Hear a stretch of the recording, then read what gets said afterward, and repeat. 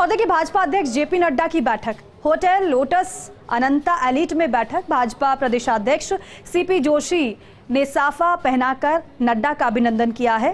प्रदेश भाजपा प्रभारी अरुण सिंह, प्रदेश महामंत्री मोतीलाल मीणा भी मंच पर है और कोटा बूंदी लोकसभा क्षेत्र के 9 विधानसभा क्षेत्रों के करीब 125 पदाधिकारी, कार्यकर्ता और विधायक, पूर्व विधायक मौजूद हैं।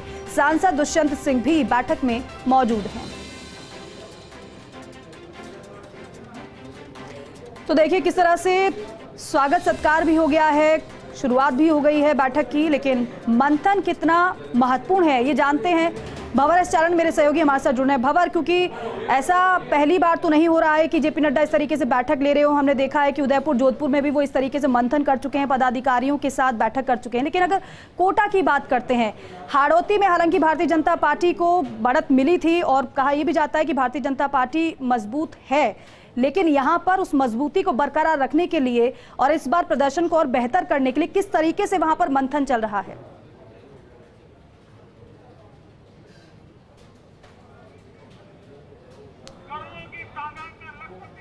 भंवर, आवाज मिल पा रही है क्या? तो देखिए फिलहाल उस समय की तस्वीर आपको दिखा रहे हैं। पूजा अर्चना के साथ, दीप प्रज्वलन के साथ बैठक का आगाज किया गया था। होटल लोटस अनंता एलीट में बैठक का आयोजन किया जा रहा है भाजपा की तरफ से। प्रदेश भाजपा प्रभारी अरुण सिंह, प्रदेश महामंत्री समेत मंच पर कई दिग्गज नजर आए। कोटा बूंदी लोकसभा क्षेत्र के 9 विधानसभा क्षेत्रों के करीब 125 पदाधिकारी, कार्यकर्ता, विधायक और पूर्व विधायक बैठक में मौजूद हैं। भंवर एस चारण मेरे सहयोगी हमारे साथ एक बार फिर से जुड़ रहे हैं। भंवर, इस बैठक की अगर बात करें तो बैठक को लेकर अपडेट तो दीजिएगा ही, लेकिन यहाँ पर किस तरीके से मंथन हो रहा है, क्योंकि दूसरी सूची को लेकर भी काउंटडाउन जारी है।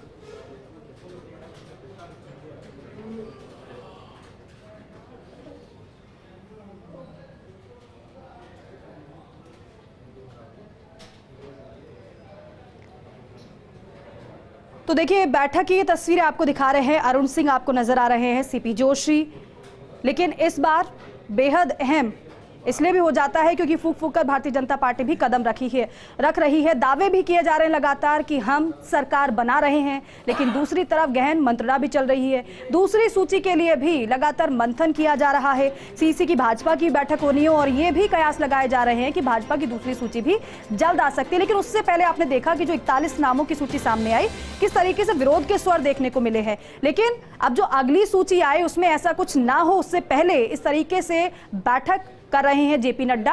आपने देखा था जोधपुर, उदयपुर में भी ऐसे ही कार्यकर्ता, पदाधिकारियों के साथ बैठक ली थी।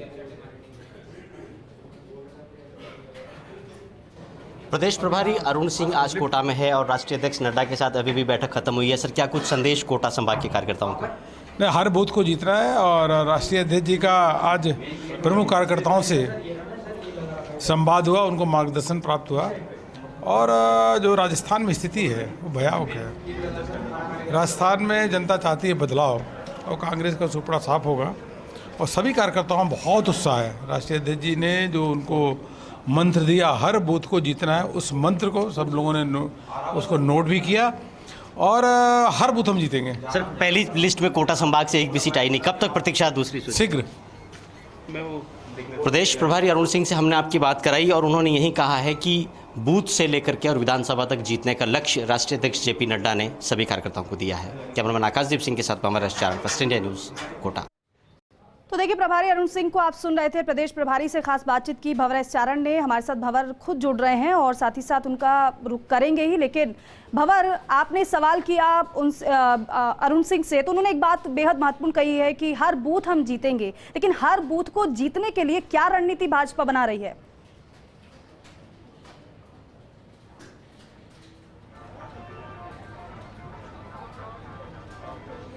देखिए, पहले सबसे मैं आपको अपडेट कर दूं सबसे पहले कि राष्ट्रीय अध्यक्ष जेपी नड्डा कोटा में 2 चरणों में बैठक करने वाले थे। पहले चरण में कोटा बूंदी जिले और कोटा बूंदी लोकसभा क्षेत्र की जो 9 विधानसभा सीटें हैं, वहां के जो प्रमुख विधायक, पदाधिकारी, कार्यकर्ता जो कि बैठक में आमंत्रित थे, उनके साथ उन्होंने बातचीत की है, संवाद किया है।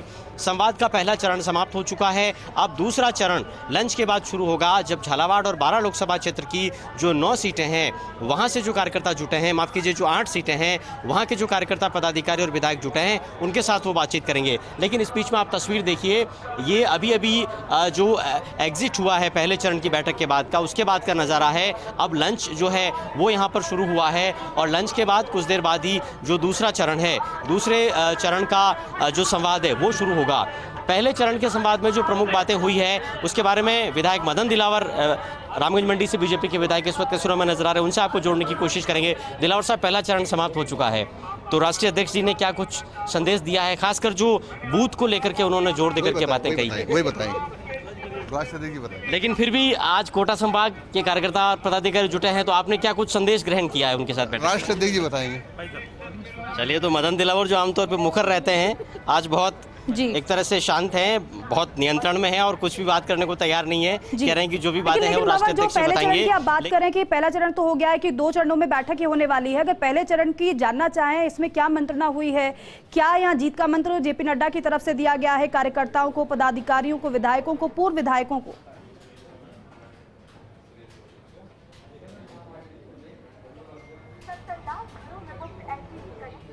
देखिए, अरुण सिंह से जो हमारी बात हुई थी, प्रदेश भाजपा के प्रभारी, उन्होंने बूथ पर ज्यादा जोर दिया। खास तौर पर बूथ ऐसा शब्द था जो कि इस बैठक में राष्ट्रीय अध्यक्ष की तरफ से बार बार दोहराया गया। सभी कार्यकर्ताओं को, पदाधिकारियों को साफ तौर पर यही कहा गया कि अब सब कुछ छोड़ करके और प्रचार में जुट जाइए, जमीन तक जाना है, धरातल तक पहुंच करके कार्यकर्ता को, मतदाता को टच करना है और बीजेपी के पक्ष में माहौल बनाना है। खास तौर पर 100 उन्होंने मतदाताओं की सूची बनाने के लिए कहा है और हर 100 मतदाताओं की सूची पर बूथ की तरफ से एक व्यक्ति को नियुक्त किया जाएगा, यानी बिल्कुल माइक्रो जो मैनेजमेंट है वो उन्होंने करने पर जोर दिया है। हर मतदाता, हर कार्यकर्ता को टच करने का प्रयास करने का उन्होंने साफ तौर पर संदेश दिया है और कहीं न कहीं कोटा संभाग की बीजेपी को एकजुट करके चुनाव अभियान में लगाने की प्रेरणा देने का उन्होंने प्रयास किया है। तो पहला चरण जो है कोटा शहर, कोटा ग्रामीण और बूंदी, इन 3 अंचल को मिलाकर के जो 9 विधानसभा सीटें बनती है, वहां के करीब 125 पदाधिकारियों और कार्यकर्ताओं से बातचीत का समाप्त हो चुका है। झालावाड़ बारां सांसद दुष्यंत सिंह यहाँ पर झालावाड़ और बारां के जो बीजेपी के विधायक हैं, पूर्व विधायक है, महापौर है, पूर्व महापौर है, संगठन के पदाधिकारी हैं, मोर्चा और प्रकोष्ठ के पदाधिकारी हैं, विस्तारक हैं, साथ में जो संगठन के प्रभारी हैं, उन सबको लेकर के पहुंचे हैं। तो अब दूसरा चरण जो है वो इस वक्त बैठक का शुरू होने वाला है, जो कि झालावाड़ और बारां लोकसभा क्षेत्र पर केंद्रित रहेगा। हालांकि सारे के सारे कोटा संभाग के जो विधायक हैं, 17 कुल मिलाकर के यहाँ पे सीटें हैं, 17 में से 10 सीटें बीजेपी के पास है, तो 9 विधायक पहुंचे हैं। झालरापाटन की विधायक और पूर्व मुख्यमंत्री वसुंधरा राजे इस बैठक में नहीं पहुंच पाई है। जी बाबर, एक बात और, क्योंकि इसी का जिक्र मैं करने वाली थी, कुल मिलाकर औरतों की 17 विधानसभा की सीटें हैं, 10 भाजपा की, 7 कांग्रेस की हैं, लेकिन यहाँ पर कैसी स्थिति भाजपा की आप देख पा रहे हैं? क्या पिछली बार के अकॉर्डिंग अगर इस बार की स्थिति को देखा जाए तो क्या कोई मजबूती या कोई कमजोरी आपने ऑब्जर्व की हो, जिसको लेकर खास तौर पर फोकस भाजपा का हो और रणनीति उस हिसाब से बनाई जा रही हो?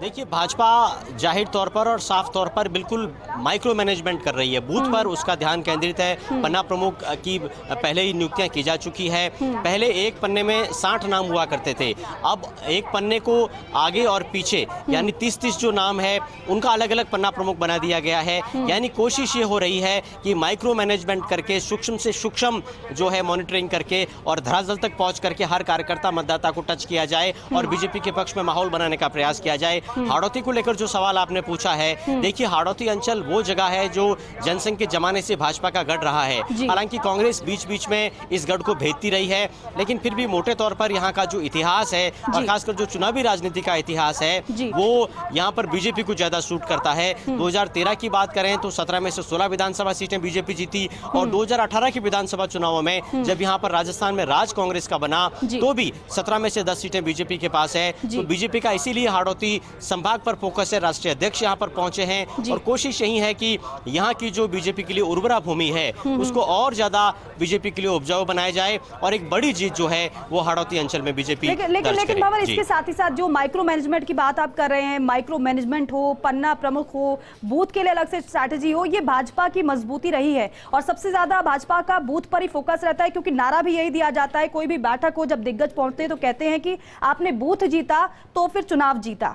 यहाँ पर। लेकिन भंवर, इसकी अगर कई ऐसी भी सीटें हैं यहाँ पर जो कि भाजपा के लिए अभी भी चुनौती हैं, उन चुनौतियों को पार पाने के लिए लगातार मंत्रणा भी हो रही है, बैठक भी हो रही है। लेकिन क्योंकि 2 सेशन आपने बताए हैं, पहला सेशन खत्म हो गया है, दूसरे सेशन की बात करें तो क्या यहाँ पर कुछ खास पॉइंट्स पर चर्चा की जाएगी, खास निर्देश दिए जाएंगे जेपी नड्डा की तरफ से? क्या स्ट्रेटजी आगे आने वाले चरण में नजर आने वाली है?